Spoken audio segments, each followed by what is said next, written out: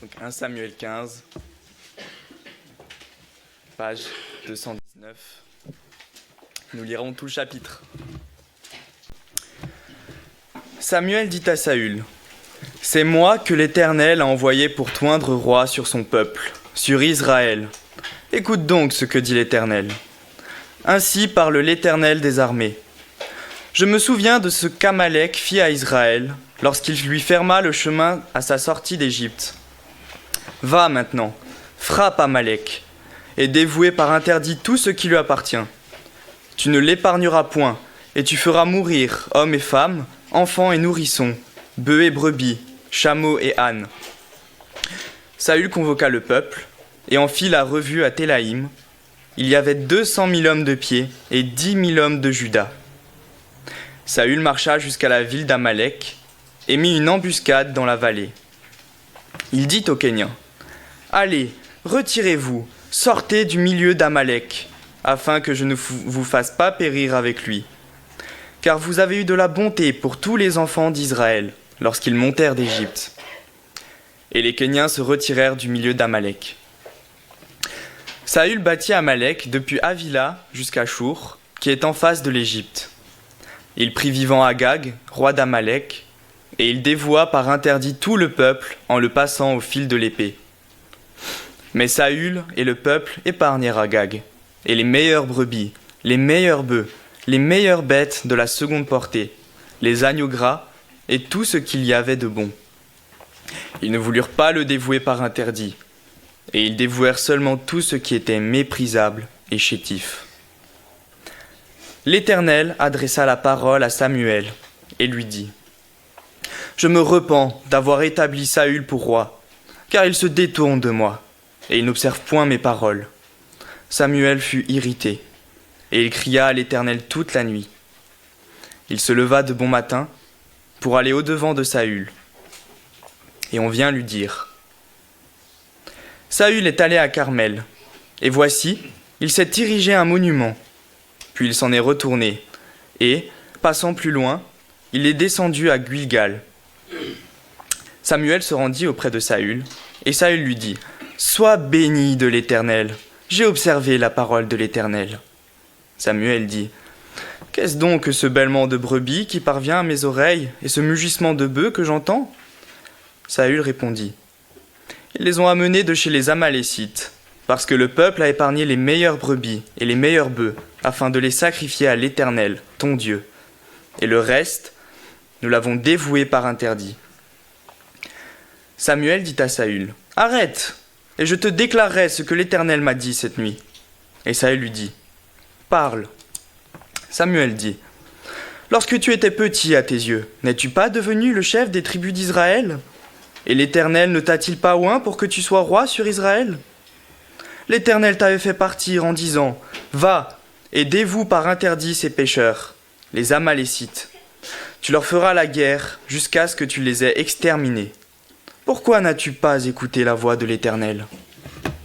Pourquoi t'es-tu jeté sur le butin et as-tu fait ce qui est mal aux yeux de l'Éternel ? » Saül répondit à Samuel : « J'ai bien écouté la voix de l'Éternel, et j'ai suivi le chemin par lequel m'envoyait l'Éternel. J'ai amené Agag, roi d'Amalek, et j'ai dévoué par interdit les Amalécites. Mais le peuple a pris sur le butin des brebis et des bœufs, comme prémisse de ce qui devait être dévoué, afin de les sacrifier à l'Éternel, ton Dieu, à Gilgal. » Samuel dit : « L'Éternel trouve-t-il du plaisir dans les holocaustes et les sacrifices, comme dans l'obéissance à la voix de l'Éternel ? Voici, l'obéissance vaut mieux que les sacrifices, et l'observation de sa parole vaut mieux que la graisse des béliers. Car la désobéissance est aussi coupable que la divination, et la résistance ne l'est pas moins que l'idolâtrie et les théraphim. Puisque tu as rejeté la parole de l'Éternel, il te rejette aussi comme roi. » Alors Saül dit à Samuel : « J'ai péché, car j'ai transgressé l'ordre de l'Éternel, et je n'ai pas obéi à tes paroles. Je craignais le peuple, et j'ai écouté sa voix. Maintenant, je te prie, pardonne mon péché. Reviens avec moi et j'adorerai l'Éternel. » Samuel dit à Saül : «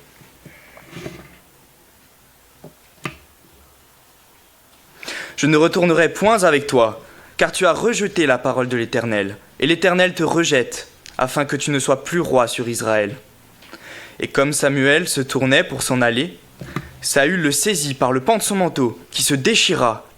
Samuel lui dit, « L'Éternel déchire aujourd'hui de dessus toi la royauté d'Israël, et il la donne à un autre, qui est meilleur que toi.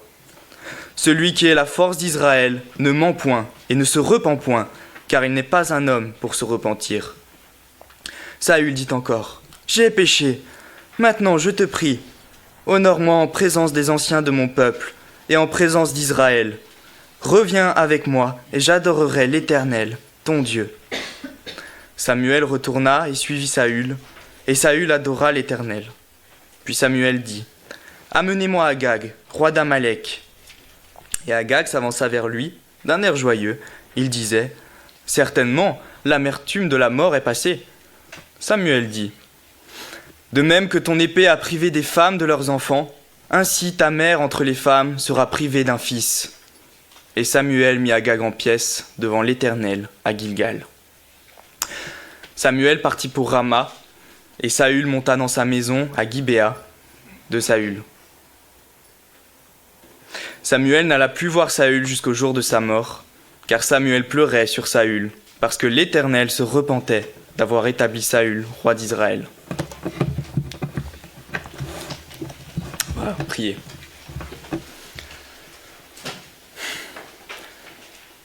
Oui, notre Dieu, notre Père, tu es un Dieu tellement grand, tellement beau, infiniment au-delà de toute intelligence et de toute compréhension humaine.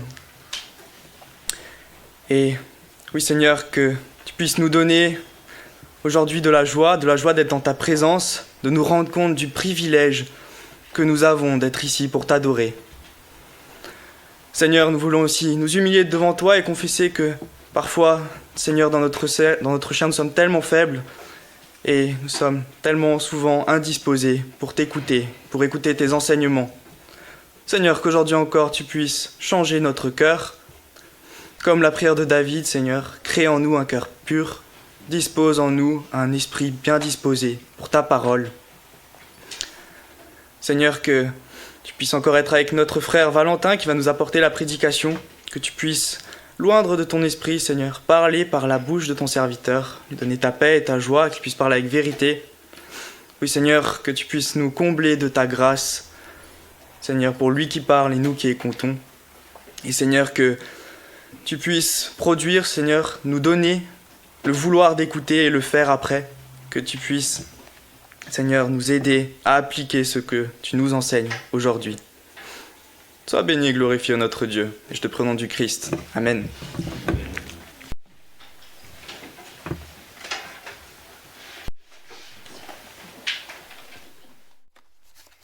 Je vous invite à garder le texte 1 Samuel chapitre 15 ouvert devant vous. Nous allons continuer notre série dans le livre de 1 Samuel. Donc, si vous arrivez en cours de route ce matin, c'est pas un problème. C'est pas du tout un problème. Donc on arrive à notre dernier volet de prédication sur la royauté de Saül. Et comme vous l'avez vu, je voudrais juste commencer par une introduction ce matin avant de commencer dans le vif du sujet de cette prédication. Vous l'avez lu au verset 1 à 3. Pour commencer, Saül reçoit un ordre qui, quand on le lit, pourrait paraître quelque peu choquant, n'est-ce pas? Vous l'avez lu, versets 1 à 3. Il reçoit l'ordre de l'Éternel d'aller détruire toute une nation, du plus petit au plus grand. Alors, il faut avouer que face à un tel texte, ça fait partie des textes bibliques les plus difficiles à entendre pour nous, mais ça fait partie de la parole de Dieu, donc ça a son importance si on ne veut pas esquiver ces difficultés. Alors rapidement, de qui parlons-nous dans cette introduction? On parle des Amalécites. Les Amalécites, qui étaient-ils? Selon la tradition, les Amalécites étaient considérés comme les ennemis héréditaires du peuple de Dieu. Et c'est ce qui s'est passé notamment en Exode 17, alors que le peuple d'Israël venait de sortir de l'esclavage d'Égypte. Donc pour ceux qui suivent l'étude biblique, on verra ça la prochaine fois. Eh bien ce peuple, les Amalécites, ont voulu attaquer Israël alors qu'ils étaient faibles. Ils venaient de sortir de près de 400 années d'esclavage. Ils n'avaient pas forcément d'armée, etc., comme vous pouvez le comprendre. Et ils voulaient venir pour prendre avantage sur eux et les anéantir. Bien entendu, ils ont sous-estimé qu'Israël était peuple de Dieu. Et ils se sont fait battre. Mais une prophétie à cette époque avait été prononcée contre ce peuple. Si vous voulez aller voir cela à un autre moment peut-être, c'est Exode 17, 14. À cause de leur affront envers le peuple de Dieu, envers Dieu lui-même, eh bien une prophétie de destruction totale a été prononcée. Dieu a dit, ce peuple sera détruit dans un futur, à cause de cette attitude jugée impardonnable, à cause de leur mépris de la gloire de Dieu. Ceci dit, nous savons, n'est-ce pas, que Dieu, notre Dieu, est un Dieu de grâce, lent à la colère, riche en compassion. Et si vous entendiez une prophétie comme cela sur vous-même, quel serait le réflexe que nous devrions avoir ? La repentance, n'est-ce pas ? Quand on connaît Dieu, dire « Oh, pardonne-moi, Seigneur !» Ils auraient dû se repentir. Et ici, si vous voulez, on a l'image des Ninivites. Alors, je sais que Pierre est en train de prêcher dans le livre de Jonas. Vous vous rappelez, ces Ninivites, c'est des histoires assez connues.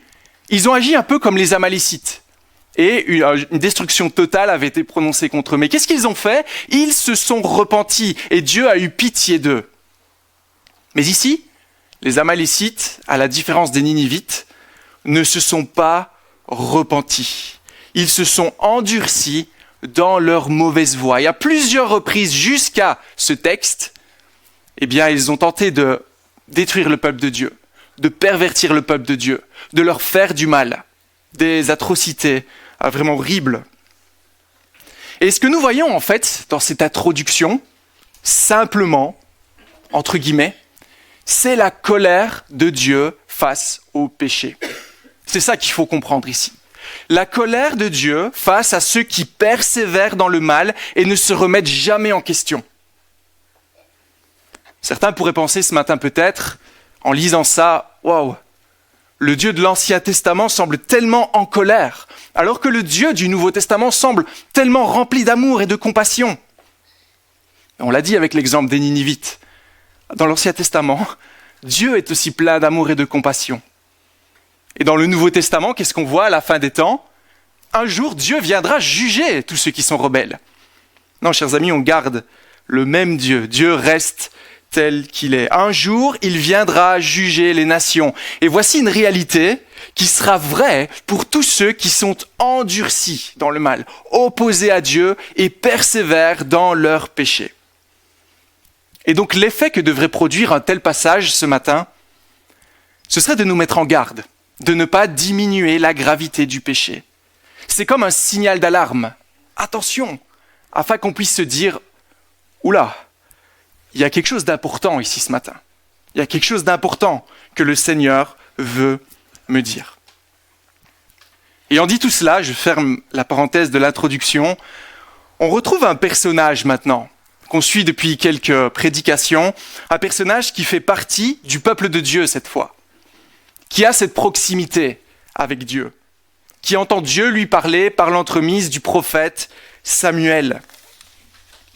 Un roi pourtant, qui, dans les derniers dimanches où on a étudié ces textes, semble avoir un comportement qui n'est pas si différent des Amalécites, qui pourtant doit exercer un jugement contre ce peuple. On parle de Saül, n'est-ce pas ? Et dans les deux prédications précédentes, c'est la troisième, on va terminer par cela, on avait parlé de son rejet par l'Éternel à cause de, premièrement, le mépris, donc son mépris pour la parole de Dieu. Si vous vous rappelez peut-être, ça date un peu. Donc on se rappelle que Saül avait annulé la parole de Dieu. Lorsqu'il était mis sous pression, ça faisait que faire ressortir ce qu'il y avait dans son cœur. Et qu'est-ce qui était dans son cœur ?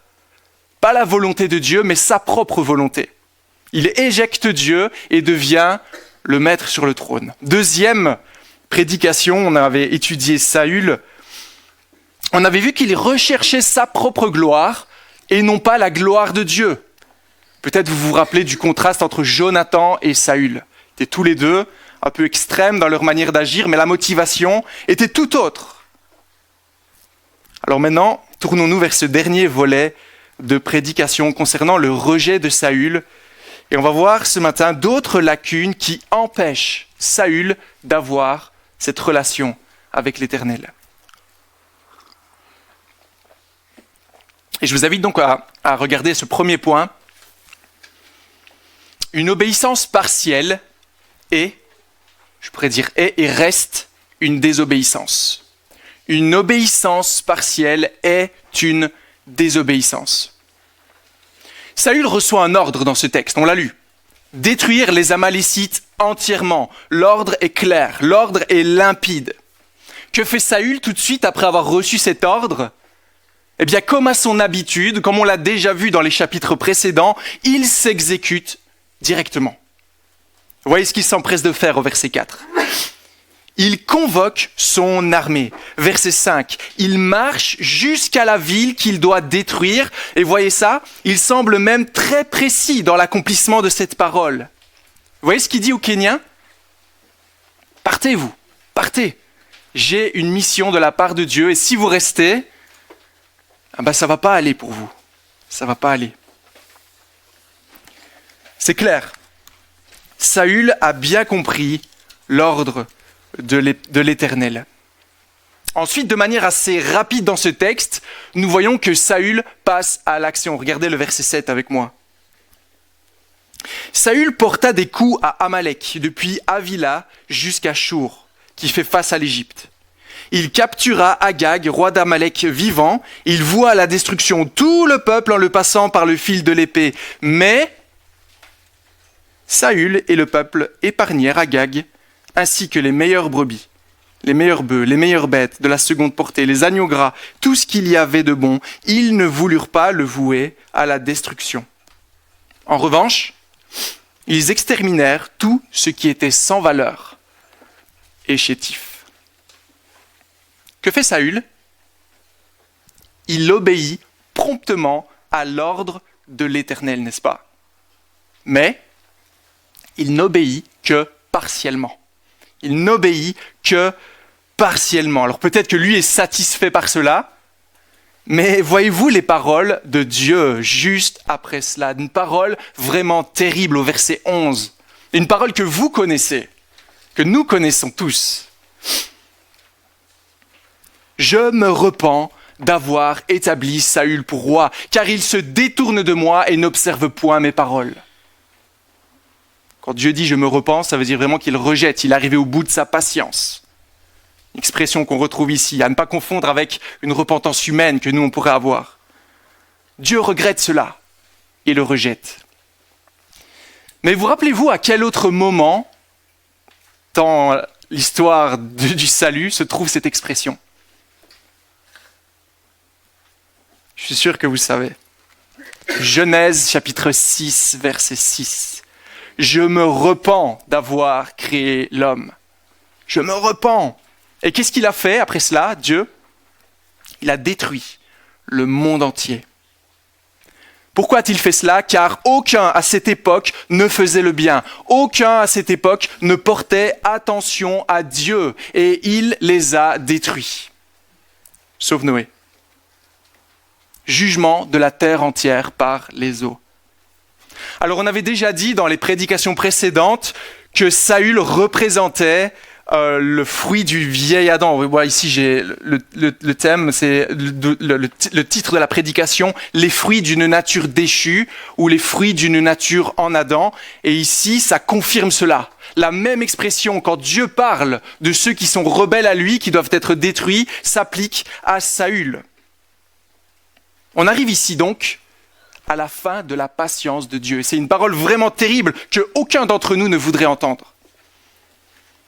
Pourtant, quand on regarde à l'image des Amalécites, lui-même a été plusieurs fois repris, n'est-ce pas ? Il a été plusieurs fois invité à ne pas persévérer dans le mal. C'est la 3e prédication que l'on a sur ce thème. Donc il y a au moins, au minimum 3 fois où Saül était averti, attention, tu prends le mauvais chemin. Et encore une fois ce matin, il nous montre qu'il ne change pas. Il nous montre un problème au-dedans de lui.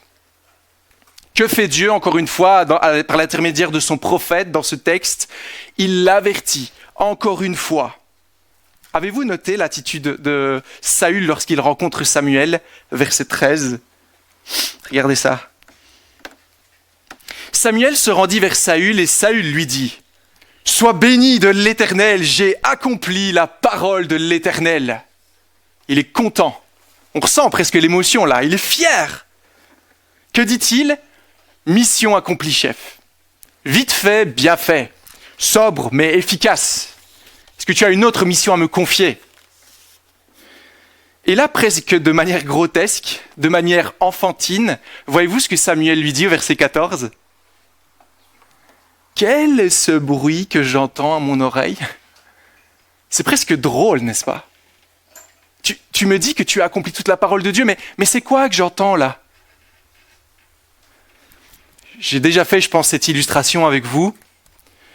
C'était l'époque où on vivait encore à Bruxelles, et une fois, pour nous remercier d'un service qu'on avait rendu, une famille nous avait donné une boîte de chocolat. Une boîte de chocolat de qualité.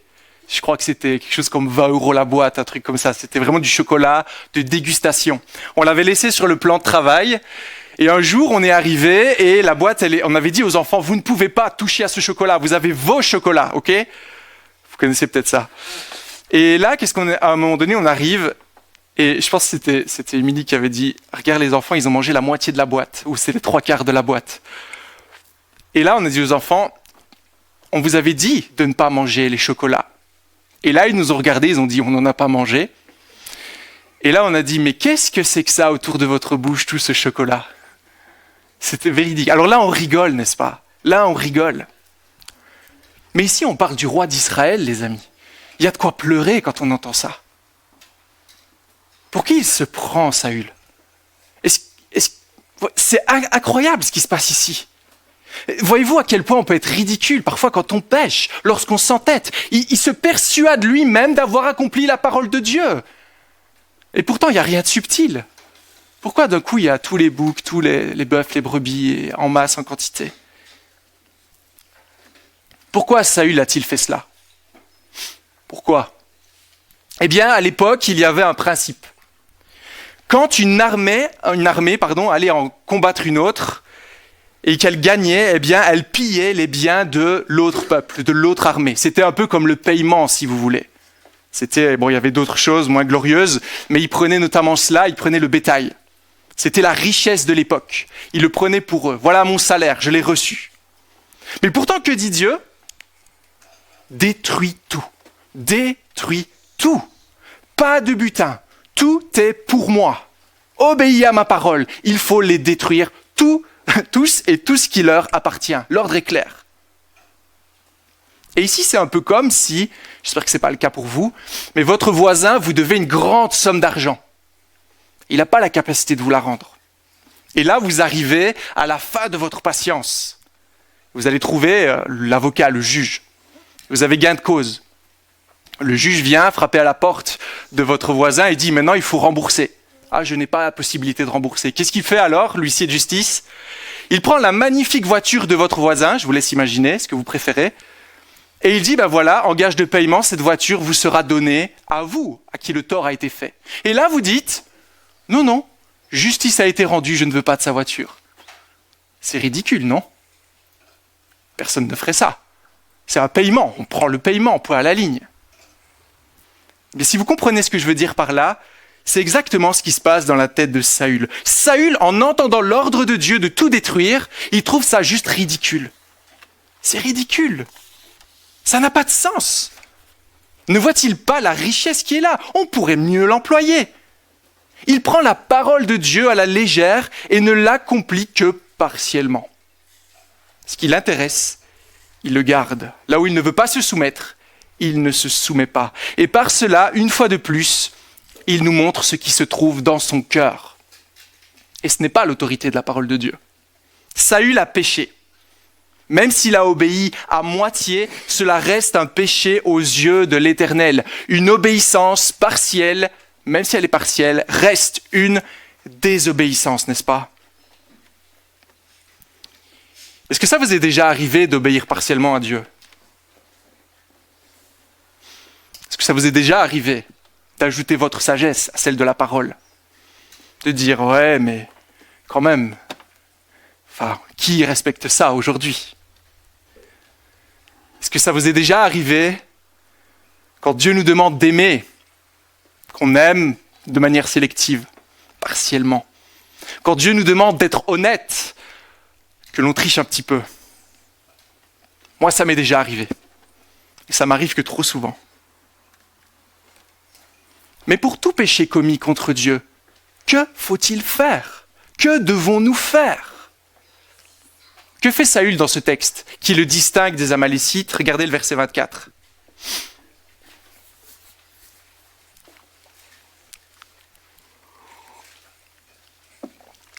Saül réalise les paroles de Samuel et il dit « J'ai péché, car j'ai transgressé. » Verset 25. « Je te prie, pardonne mon péché. » Saül se rend compte qu'il a péché et il vient auprès de Samuel qui représente l'autorité de Dieu sur terre et dit « Pardonne mon péché, pardonne-moi, j'ai mal agi, je reconnais ma faute. » On avait dit que les Amalécites et Saül avaient la même attitude, mais là tout d'un coup, Saül se distingue par son attitude. Voyez ? Mais, c'est notre deuxième point ce matin, une repentance partielle n'est pas une repentance. Une repentance partielle n'est pas une repentance. Là, vous vous dites peut-être, super, Saül se repent, c'est génial. Si toute sa désobéissance l'a conduit au final à glorifier Dieu, tant mieux. Mais voyez-vous ce qui est surprenant dans ce texte ? On l'a lu. À partir de ce moment, Samuel va se retirer et laisser Saül tout seul jusqu'au jour de sa mort. Aucun pardon ne lui sera accordé à aucun moment. Vous pouvez chercher dans la suite de ce chapitre, même jusqu'à la fin de la vie de Saül, on a toute sa vie. Et vous connaissez, je pense, cette histoire.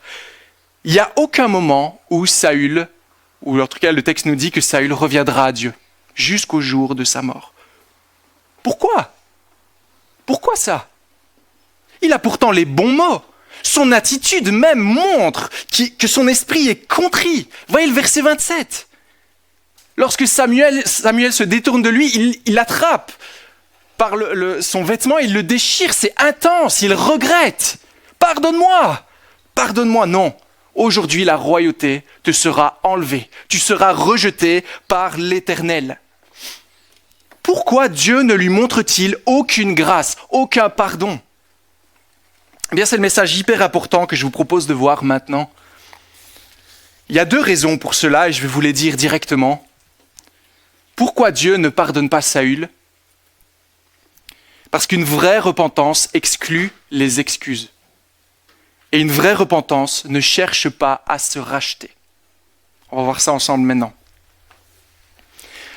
Voyez-vous ce que dit Saül ? Quelle est son attitude quand on lui annonce qu'il a péché ? Qu'est-ce qu'il dit ? Verset 15. C'est assez frappant, regardez ça. Au verset 15. Donc Samuel vient d'accuser Saül pour qu'il se remette en question. Et Saül répondit, « Ils les ont amenés de chez les Amalécites parce que le peuple a épargné les meilleures brebis, les meilleurs bœufs, afin de les offrir en sacrifice à l'Éternel ton Dieu. Le reste, nous les avons voués à la destruction. » La femme que tu m'as donnée. Ouais, les échos. Verset 21. « J'ai bien écouté le Seigneur, j'ai suivi le chemin sur lequel le Seigneur m'avait envoyé, mais le peuple a pris le butin du petit, du gros bétail. Mais le peuple, c'est eux les fautifs. C'est eux qui font n'importe quoi. Moi, je suis une victime. C'est pour ça que j'ai mal agi. » Verset 24. « Saül craint le peuple, il a peur d'eux. Ce n'est pas de sa faute. » Imaginez-vous un instant être à la place de Saül.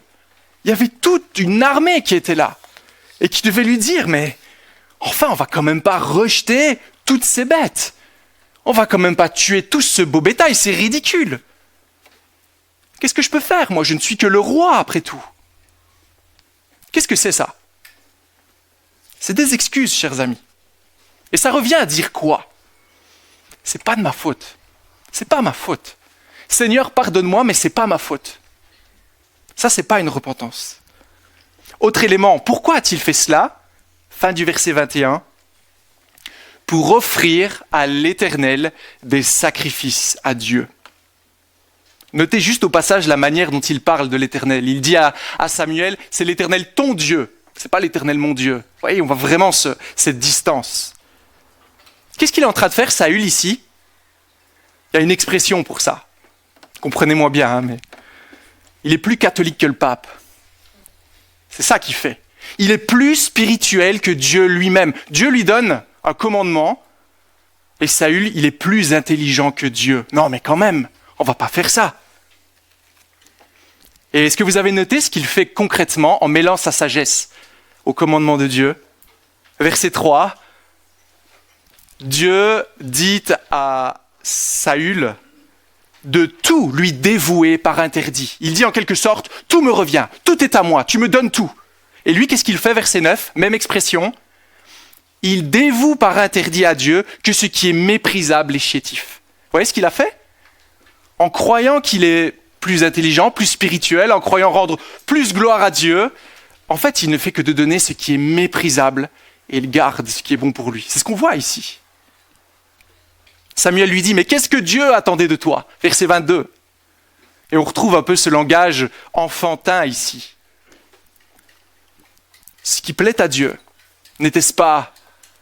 Ah, excusez, il faut que je le lise, je ne vais pas le faire de tête, pas dire de bêtises, oui. Samuel dit, l'Éternel trouve-t-il autant de plaisir dans les holocaustes et les sacrifices que dans l'obéissance à sa voix? Non. Ce que Dieu veut, c'est que nous lui obéissions.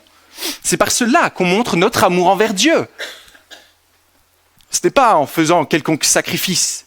Ce n'est pas, si on peut le traduire dans notre langage aujourd'hui, en venant à l'église, en venant aux études bibliques, en venant prier, en faisant de l'évangélisation. Non, c'est en obéissant à ce que Dieu nous demande. Là est le sacrifice utile à Dieu, qui lui plaît. Que fait Saül? Il trouve des excuses. En un mot, ce n'est pas de sa faute. Et ce texte nous montre qu'une repentance mêlée d'excuses n'est qu'une repentance partielle. Et une repentance partielle n'est pas une repentance. Ok? C'est ce qu'on voit ici. Que fait-il d'autre qui rend sa repentance inadéquate? Fin du verset 25.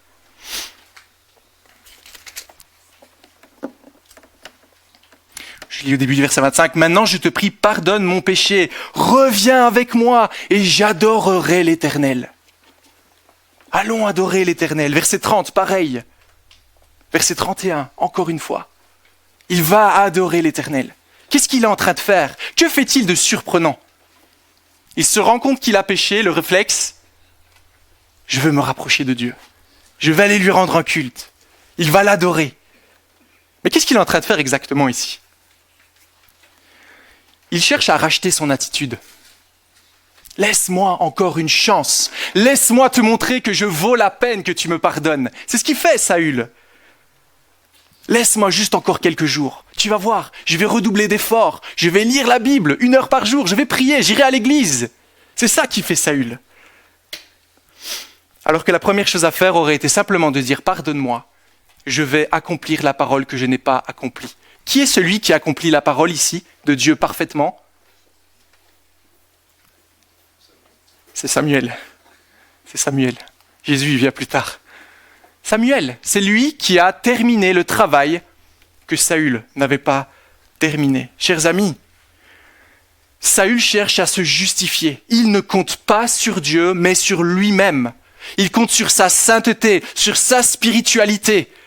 Il veut compenser ses erreurs en louant Dieu, en lui rendant un culte. Il veut essayer plus fort, être plus spirituel, aimer plus Dieu. Ça ira mieux après.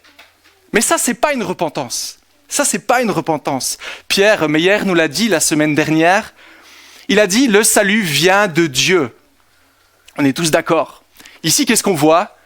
Un salut qui vient de Saül. Est-ce que ça fonctionne? Non, ça ne fonctionne pas. Un salut qui vient d'un cœur pécheur, qui vient de la racine en Adam, ne fonctionne pas. Il n'y a pas de solution en nous-mêmes. Car comme on l'a dit, jusqu'à la fin de sa vie, Saül restera enfermé dans la crainte l'angoisse et la mort. Pas de pardon pour lui. Mais alors, est-ce la fin de tout ? Vous vous rappelez le but de ce livre ? Tout au début, on l'a vu au tout premier chapitre, il y avait des échos à la Genèse, où Dieu disait « Je sais qu'il y a un problème dans le cœur de l'homme, ce péché, et moi je continue mon plan de salut. » Et par ce livre de Samuel, par ces rois, vous vous rappelez les juges, il n'y avait pas de roi en Israël, chacun faisait ce qui lui semblait bon. Voilà un roi, mais ce roi faillit. Est-ce que c'est tout alors ? Non, vous le savez, et on le verra la semaine prochaine, Dieu voulant. Regardez le verset 28. Qu'est-ce qui va se passer ? Désolé, il y a beaucoup de versets, mais c'est important que vous puissiez voir ça. Samuel lui dit, « L'Éternel t'arrache aujourd'hui la royauté d'Israël et la donne à un autre qui est meilleur que toi. » Avant d'aller plus loin, quelles sont les pensées qui vous viennent à l'esprit quand on vous dit qu'un meilleur que vous va prendre votre place ? Pensez peut-être à votre travail. Un meilleur que moi. Ok, merci, monsieur, madame, on va vous licencier parce qu'on a trouvé quelqu'un de meilleur que vous. Si j'entends ça, de mon point de vue, je me dirais, bon, ils ont trouvé un pasteur qui est plus clair, qui est plus court, qui parle peut-être moins vite, qui sait dire 90 sans réfléchir de trop. Voyez la réflexion qu'on a ? Tout de suite, on va sur les compétences humaines. Mais qui est ce roi qui va arriver ? Quelle sera sa particularité ? Ce sera un roi non selon le désir des hommes, non demandé par les hommes, mais demandé par Dieu. C'est ce qu'on avait vu. Ok.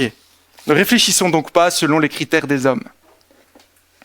C'était quoi l'erreur de Saül ? Verset 22. Il voulait être plus catholique que le pape. Ok, de nouveau, comprenez-moi l'expression. Saül n'a pas compris. Saül voulait rendre des sacrifices à Dieu, mais mettait l'obéissance de côté. Mais cette expression, verset 22, est citée dans un autre passage que nous avons lu ce matin et nous propulse directement vers cet autre roi, psaume 51. Je vous invite à aller avec moi dans le psaume 51. C'est bien, on l'a vu ce matin, donc c'est peut-être un peu plus frais dans nos esprits, même si vous le connaissez, ce psaume. Psaume 51.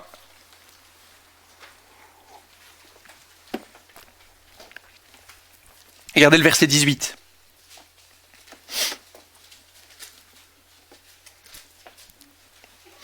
On a la même expression qui revient, mais là, David, il a compris. « Si tu avais voulu des sacrifices, je t'en aurais offert. Mais tu ne prends pas plaisir aux holocaustes. » Tu ne prends pas plaisir aux holocaustes. Et là, on se dit, super, voilà le roi choisi par Dieu, que nous découvrirons la prochaine fois dans le chapitre 16. Voilà enfin quelqu'un qui comprend ce que Dieu veut réellement, quelqu'un de meilleur que Saül. Mais, dans quel contexte David a-t-il écrit ce psaume 51 ? C'était l'une des périodes les plus sombres de sa vie, chers amis, vous le savez. Qu'est-ce qu'il a fait, David, avant d'écrire ce psaume ? Il a péché d'une belle manière. Il a convoité une femme qui lui appartenait pas. Il a commis l'adultère avec elle. Elle est devenue enceinte. Ensuite, il a imaginé tout un plan pour tuer son mari. Il a commis un meurtre et il y a eu un déni complet de son péché jusqu'à ce que le prophète Nathan, comme Samuel avec Saül, ne lui dise ce qui s'est passé. Et là, on se dit, oula, je pensais qu'il serait meilleur que Saül. Je pensais qu'il serait meilleur. Non. Ça semble pire, n'est-ce pas, à vue humaine ? Mais pourtant, a-t-il été rejeté, David ? Non, il n'est pas rejeté. Il est même béni d'une grande manière par Dieu tout au long de sa vie. Alors en quoi David a-t-il été meilleur ? Troisième et dernier point. Prenons entièrement la place du pécheur afin d'obtenir miséricorde. Prenons entièrement la place du pécheur afin d'obtenir miséricorde. Voyez-vous ce que David dit après avoir été confronté par le prophète Nathan ? Si tu avais voulu des sacrifices, je t'en aurais offert, mais tu ne prends pas plaisir aux holocaustes. Les sacrifices agréables à Dieu, c'est quoi ? Un esprit brisé. Oh Dieu, tu ne dédaignes pas un cœur brisé et humilié. C'est quoi un cœur brisé? Un esprit brisé, c'est quoi? David nous le dit un peu plus tôt.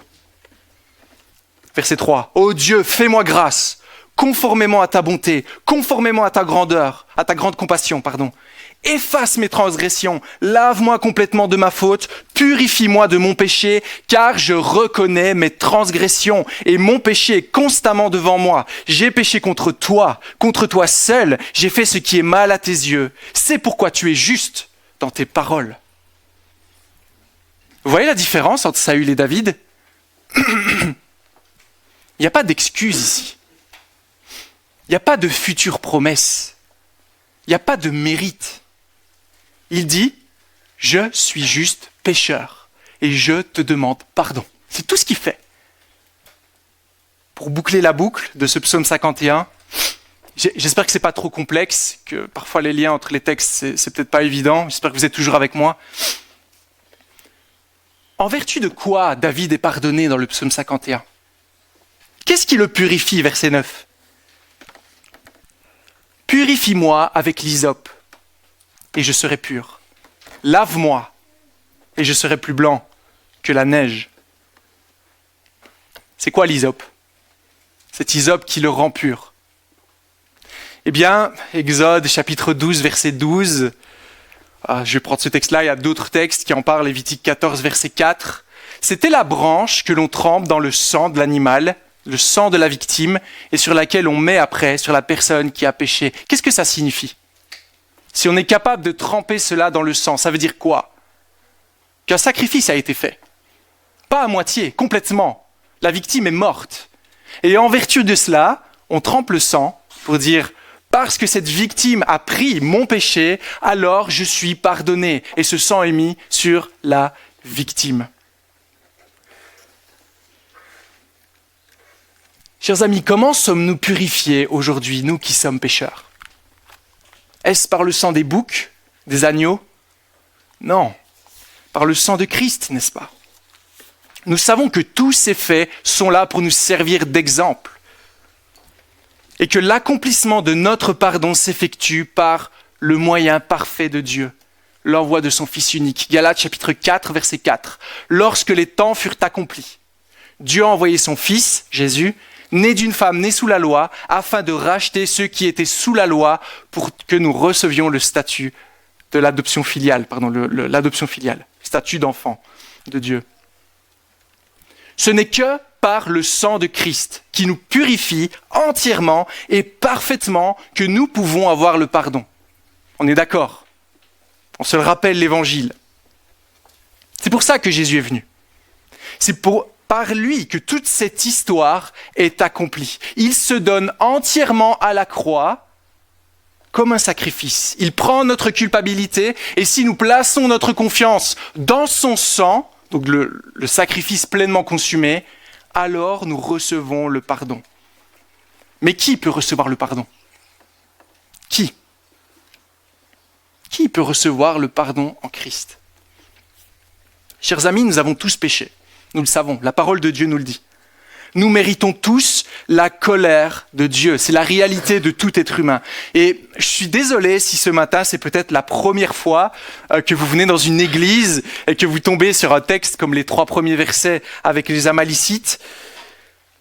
Mais le texte est clair et Dieu, dans sa providence, nous dit encore: si tu as péché au même titre que les Amalécites, si tu as été rebelle à Dieu, si tu as préféré désobéir à ta voix, si tu as préféré ta propre gloire plutôt que de rendre gloire à Dieu, si tu as été comme Saül, même si tu as obéi partiellement, tu as péché et tu mérites la colère de Dieu. Et sache qu'il y a un jour où tu devras la subir.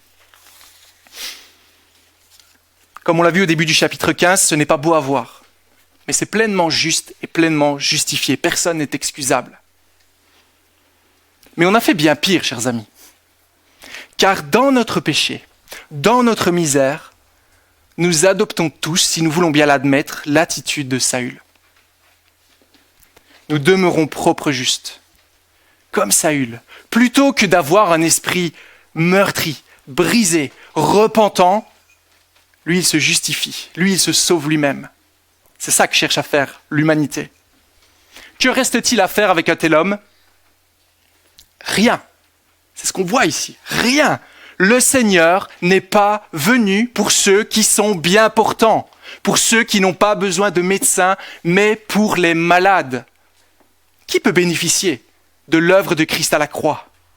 Marc chapitre 2, verset 17. Jésus dit, donc celui en qui on doit placer notre confiance, en son sang, « Je ne suis pas venu appeler des justes, mais des pécheurs. »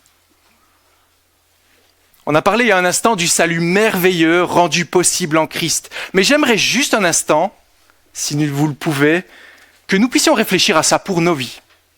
Et c'est vraiment important. Car nous n'imaginons pas à quel point nous pouvons être comme les personnages juste au-dessus de ce chapitre 2, les pharisiens, qui savaient qu'ils avaient péché, mais qui disaient « Comment Jésus peut-il manger avec ces pécheurs ?» Eux, ce sont des pécheurs. Eux, c'est grave. Qui étaient propres justes, qui pointaient du doigt, qui ne se voyaient pas aussi mauvais. Qu'est-ce qui restait pour eux? Aucun moyen de salut. Rappelons-nous toutes les fois où nous avons dit « Ah Seigneur, j'ai péché contre toi, mais j'étais fatigué. Pardonne-moi, j'aurais pas dû te parler comme ça, j'ai péché, mais tu ne vis pas avec mes enfants, ce sont de véritables monstres. Tous les jours de la semaine, je suis avec eux. Ils exercent ma patience. Je te demande pardon, cher frère, chère sœur, je me suis mis en colère. Mais tu ne vis pas avec la réalité de ma semaine, avec mon mari, avec mon épouse. T'imagines pas la pression que j'ai à la maison. C'est quoi ça? C'est des excuses, c'est des excuses. Maintenant, rappelons-nous toutes ces fois où on a prié comme cela. Pardonne-moi, j'ai péché, je ne le ferai plus. Pardonne-moi, Seigneur, j'ai compris la leçon. Seigneur, je retournerai à l'église dimanche prochain. Je vais mieux lire ma Bible. Je vais être plus concentré quand j'entendrai ta parole. Je vais me forcer à t'aimer plus. Pardonne-moi, tu vas voir. Ça ira mieux, ça on ne le dit pas. C'est très subtil ce matin, mais soyons précis, parce que le texte est précis. Qu'est-ce qu'on est en train de dire quand on agit comme cela? Je ferai mieux plus tard. Tu peux me justifier grâce à mes mérites futurs. Laisse-moi encore un peu de temps et je vais te prouver que je vaux la peine d'être ton enfant. Tu vas voir, je peux changer. Tu vas voir, je ne suis pas si mauvais que ça.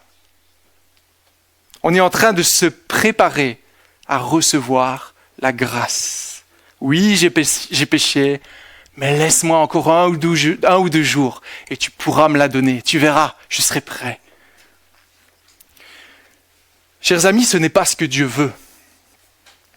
Il veut nous parler de notre péché d'aujourd'hui, de notre péché d'hier. Il ne veut pas nous parler des raisons qui nous ont poussés à pécher. Il ne veut pas nous parler d'une future obéissance que nous pourrions avoir. Voyez-vous pourquoi, encore une fois, ces deux manières ne permettent pas d'être justifiés, mais nous laissent dans notre péché, purement et simplement. Pourquoi? Car il s'agit d'attitudes de justice propre. On n'a pas besoin de Dieu. On n'est pas vraiment en train de reconnaître notre péché. On n'est pas vraiment en train de lui demander pardon. Mais on lui dit, je suis un demi-pécheur. Je suis un demi-pécheur. Oui, je suis pécheur. Pardonne-moi, Seigneur. Mais bon, tu l'as vu, lui? Chers amis, soyons comme David dans le psaume 51. Prenons entièrement la place du pécheur. Pourquoi? Car c'est le seul moyen d'obtenir miséricorde. Demandons pardon à Dieu sans détour, sans artifice. C'est ça que Dieu veut. C'est pour ce type de personnes que Christ est venu. Et si vous reconnaissez cela, alors il y a de la guérison. Alors Dieu peut agir, Jésus peut agir dans vos vies. L'Esprit Saint va vous donner d'avancer. Alors, nous pouvons être pardonnés et il nous rend plus blancs que la neige. Alors, je ne suis pas en train de dire que c'est facile. C'est souvent douloureux, c'est souvent humiliant. Souvent, ça rabaisse. Mais si vous prenez entièrement la place du pécheur, il y a une joie incomparable qui se trouve à cette place. Une joie incomparable, une paix qui surpasse tout ce que le monde peut nous donner. Car alors Jésus agit. Et vous pourrez dire comme David, Heureux ceux dont les fautes sont pardonnées, dont les péchés sont couverts. Heureux l'homme à qui le Seigneur ne tient pas compte de son péché. On a beaucoup parlé de pardon, de repentance, mais je ne veux pas juste qu'on soit accablé, attristé, contrit. Bien sûr, ça doit faire partie de la repentance, mais il y a de la joie dans le sang de Christ. Il y a un pardon entier qui nous attend. Il y a une complète restauration. Il y a une guérison qui est là, seulement si nous le voulons. Maintenant, j'arrive tout doucement à la fin, je vous rassure. Il y a quand même un problème qui demeure avec nous chrétiens. Parce que là, j'étais pas clair, chrétien, non chrétien, de qui on parle. Mais il y a un danger pour nous chrétiens. Un danger qui nous guette constamment. Si vous êtes chrétiens ce matin, vous serez tous d'accord sur la manière dont nous devons nous repentir. Sincèrement. Pourquoi je peux dire ça? On est tous d'accord. Comment est-ce que vous êtes devenus chrétiens? Il y a un jour, vous avez vu votre péché dans une certaine mesure. Et qu'est-ce que vous avez fait? Vous avez dit, Seigneur, pardonne mon péché. J'ai besoin de toi. C'est ça, un chrétien né de nouveau. On voit qu'on a péché, on se repent et on place sa confiance en Christ seul pour le salut. Mais quel est le danger qui peut apparaître ensuite? Quand nous sommes chrétiens depuis longtemps, quand on connaît tout ça, quand on a brassé et brassé encore l'évangile, quand on connaît, quand on a une longue vie avec le Seigneur, quand on devient conseiller peut-être des autres, c'est de penser que l'on devient une personne un peu meilleure, qui ne pêche plus trop. Et vous avez une personne devant vous ce matin qui est tombée dans ce piège il y a quelques semaines. Comment ça se voit? On est surpris du péché chez les autres. Quoi? Tu as fait ça? Quelle horreur! Quelle horreur! Plus de repentance dans nos vies. Quand est-ce la dernière fois où je me suis repenti? Oh, mais pardonne-moi tous mes péchés, Seigneur. Oh, c'est vrai qu'on pêche continuellement. On laisse parfois des péchés pas si graves apparaître. On les cache sous la table. On fait taire notre confiance. On ne confesse plus nos péchés les uns aux autres. Jacques chapitre 5, verset 16. On revêt une façade, un masque. Que va-t-il dire de moi si je lui dis cela? Ou des raisonnements tels que ça ne regarde personne, c'est ma vie avec Dieu. Mes frères et sœurs n'ont rien à voir avec ça. Ça, c'est faux. Parce que nous sommes appelés à être en communion avec Dieu. Comment est-ce qu'on est en communion avec Dieu? Par la repentance. Mais on est aussi appelés à être en communion avec nos frères et sœurs. On n'a pas le temps d'en parler, je ne vais pas en parler plus que ça. Mais il y a ces deux aspects qui sont là.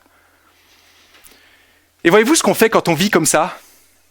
Quand on met une façade, on agit comme Saül, comme les pharisiens.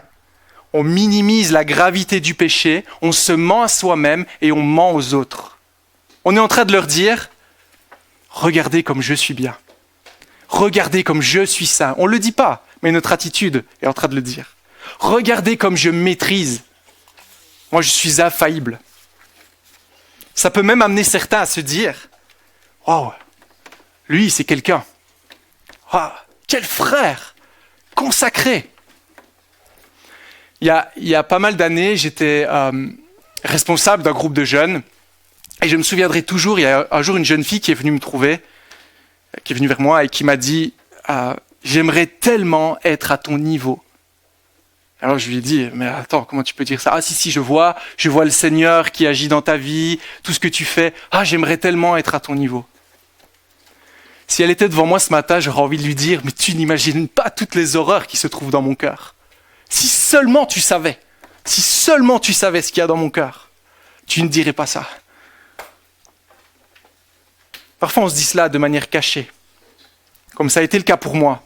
On est un peu meilleur, on n'est pas aussi pécheur, on est dépravé, certes, la doctrine le dit, mais quand même.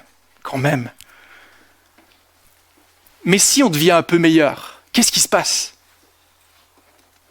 On aura toujours moins besoin de Jésus dans nos vies, parce que Jésus est venu pour des pécheurs. Mais si on est un peu meilleur, Jésus n'agit plus. Jésus n'est plus là, et on dessèche sur place. Dieu n'est pas là, car les menteurs, il en a horreur.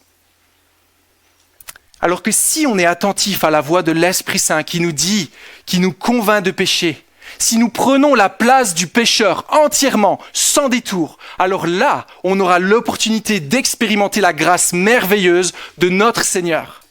Toute la joie qui découle de la croix, ce savoir pardonner, se savoir en règle avec Dieu, voir la grandeur de son amour, voir sa patience alors qu'on se repent constamment, encore et encore, et que même dans notre repentance, c'est un péché parce qu'on s'enorgueillit de sa repentance. On est tordu. Mais Christ vous aime et il vous pardonnera encore car il a donné sa vie pour vous. Il a versé son sang pour vous. Chers amis, nous sommes tous pécheurs, chrétiens ou non chrétiens. Nous péchons à chaque instant, nous le savons, n'est-ce pas? On le sait. Alors ne jouons pas un rôle comme Saül. Arrêtons de paraître plus beaux que nous le sommes en réalité. Soyons transparents, soyons honnêtes.